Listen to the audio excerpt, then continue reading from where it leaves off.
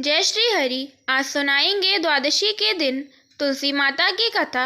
जो भी व्यक्ति सच्ची श्रद्धा भक्ति के साथ भगवान विष्णु का पूजन करते हैं, एकादशी व्रत को करते हैं और माता तुलसी का पूजन करते, इससे भगवान श्री हरि विष्णु बहुत ही प्रसन्न होते हैं और मन वांछित फल प्रदान करते हैं। भगवान विष्णु को तुलसी दल बहुत ही प्रिय है। बिना तुलसी के भोग भी स्वीकार नहीं करते। जहाँ तुलसी का पौधा होता है वहाँ नकारात्मक चीज़ें नहीं आती। भगवान श्री हरि के पूजन के बाद माता तुलसी का पूजन करें तो सुनाते हैं द्वादशी पारण में माता तुलसी की कथा। एक बार भगवान शिव ने अपने तेज को समुद्र में फेंक दिया। उससे एक महातेजस्वी बालक ने जन्म लिया।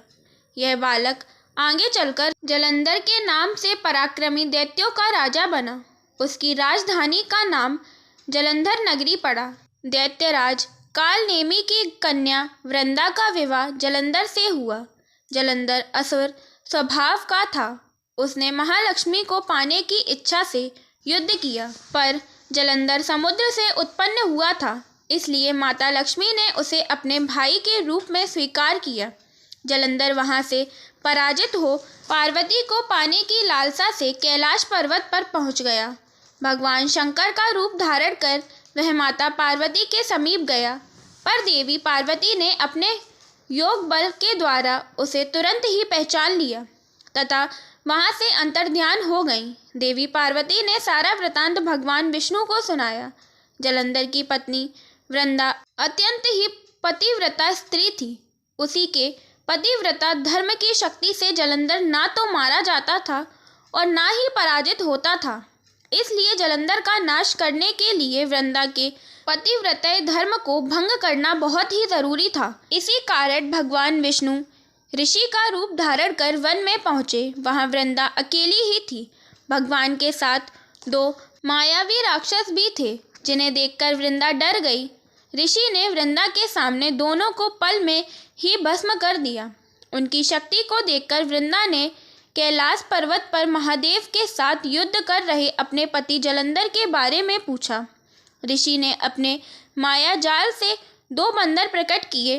एक बंदर के हाथ में जलंधर का सिर था तथा दूसरे के हाथ में धड़ था। अपने पति की यह दशा देखकर वृंदा मूर्छित होकर भूमि पर गिर पड़ी। होश में आने पर वृंदा ने ऋषि रूपी भगवान से विनीत स्वर में पति को जीवित करने के लिए कहा। भगवान ने अपनी माया से तुरंत जलंधर का सिर धड़ से जोड़ दिया, परंतु स्वयं भी उसी शरीर में प्रवेश कर गए। वृंदा को इस छल का जरा भी पता न चला। जलंधर बने भगवान के साथ वृंदा पतिव्रता सा व्यवहार करने लगी, जिससे उसका सतीत्व भंग हो गया था। ऐसा होते ही वृंदा का पति जलंधर, जो कि भगवान शिव से युद्ध कर रहा था, वह युद्ध में हार गया और मारा गया। इस सारी लीला का जब वृंदा को पता चला तो वृंदा ने भगवान विष्णु को शिला होने का श्राप दे दिया तथा स्वयं भी सती हो गई। जब वृंदा भस्म हुई, वहां पर तुलसी का पौधा उगा।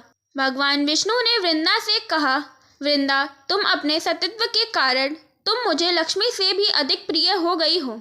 अब तुम तुलसी के रूप में सदा ही मेरे साथ रहोगी।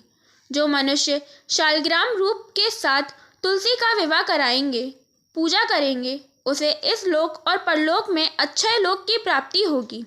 जिस घर में तुलसी होती है, उस घर में यम के दूत भी असमय नहीं आ जा सकते। गंगा और नर्मदा का स्नान व तुलसी का पूजन बराबर माना जाता है।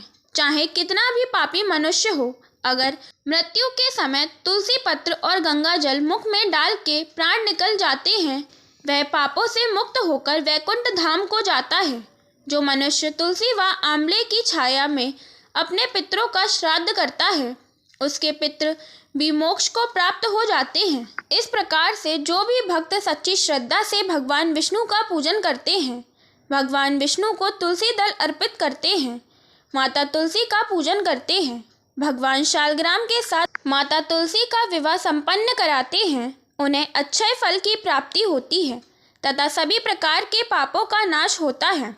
माता तुलसी की इस कथा को एकादशी व एकादशी पारण में अवश्य सुनना चाहिए, जिससे भगवान विष्णु की कृपा से सब मनोरथ पूर्ण होती है।